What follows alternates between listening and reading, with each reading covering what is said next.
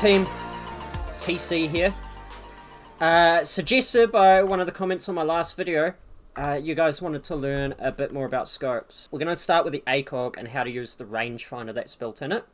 I have, however, already done a video on the POSP scope and how to use the rangefinder that's built in. We're also going to use a few different other scopes, such as the P223 scope, which of course 223 ammunition is 5.56x45 ammunition, so it fits onto this VHS that I'm using and everything's accurate. So let's get started with how to use the inbuilt rangefinder in the ACOG. The way that it works is you have something, this little triangle, and that's called a chevron. The tip of the chevron is always at your 0 value. So for me right now, it is 100 meters. The point space under the triangle is 200 meters, and the post is 300 meters. Underneath that, you have this 4, and this is where the range finder comes in. You can use the length of that 4, that bar, to range an enemy. The way that it works is if you put it shoulder to shoulder and it's the same length as this bar, then you know he's at 400 meters.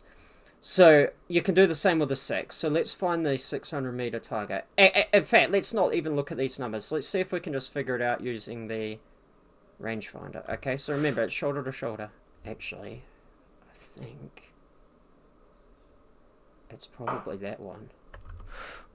Yeah, it is. Okay. You can use these lines. So the one under that is 700 and the one under that is 800. So you put shoulder to shoulder. And if it's the same length as that bar... Oh, my character's ran out of steam. If it's the same length as that bar, that's what range he is. As well as that, in the bottom of this scope's chevron, that has been calibrated left and right for a patrolling enemy at 300 meters. If you use the lower tip and an enemy is walking with the bullet travel time, you score a hit. So, we now know how to range using an ACOG scope. This is a P223 scope. For those that don't know, 5.56 ammo, like you find in the VHS, the M16, and other weapons, has another name, which is .223. So if you put it on anything that uses 5.56x45 ammo, it's going to be accurate to something we call the mil dots. Okay, this is a BDC scope, which means bullet drop compensating.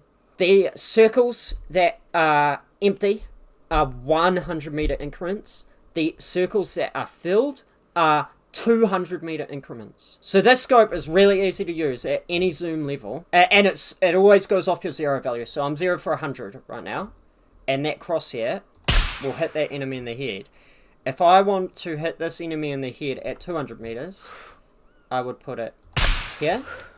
If I want to hit this enemy in the head at 300 meters, I would put it, let's let my character restart, I would put the black dot on him, okay, so on and so forth. So, a weapon that, or a scope rather, that I don't know what weapon it's made for, and I don't know where the mil dots are accurate, is the vampire scope. Is if you right click it, you can click turn on night vision.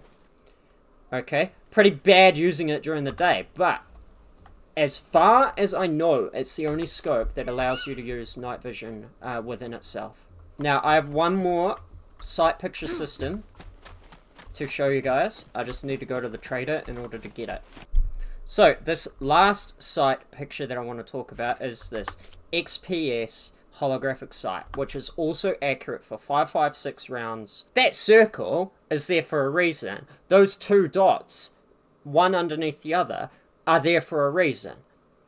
Those dots in the middle are your range targets. The one below it, I want you guys to put in the comments, and I want to see how engaged you guys were with the video, and guess what range that relates to.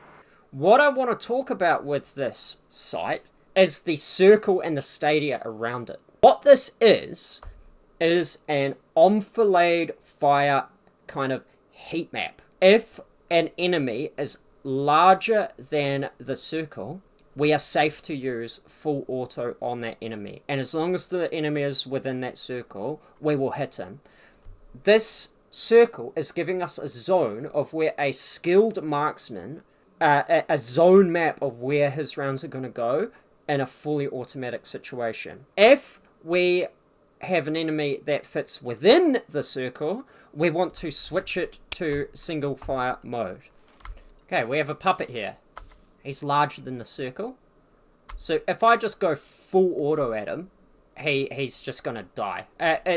Puppet's a bad example, but a player, they're just going to die because he's larger than the circle. So let's do it. Okay, so that's our enfilade fire zone. Now in this situation, we have a puppet, and he's smaller than the circle. So since he's smaller than the circle, our enfilade fire zone is going to mean that we're going to miss quite a few of the shots. So using shift and right click, we can change the weapon. Yeah, we can change the weapon to single shot. So since he's smaller than that circle, that we're in single shot, we can use this sight to take him out.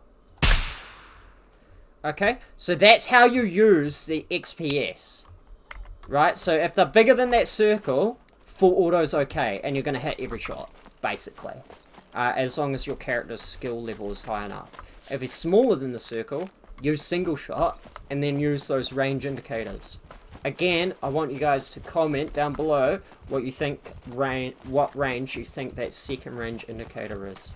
Now, you'll notice this VHS that has the built-in sight, okay, the VHS to CT, which you can switch between iron sights and a scope, also has a circle around it.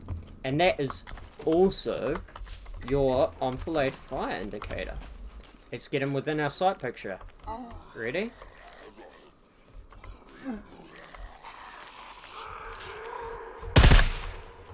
So as long as they're within that circle area, you'll hit every shot at full auto. You'll hit every single one. So it's an enfilade fire indicator.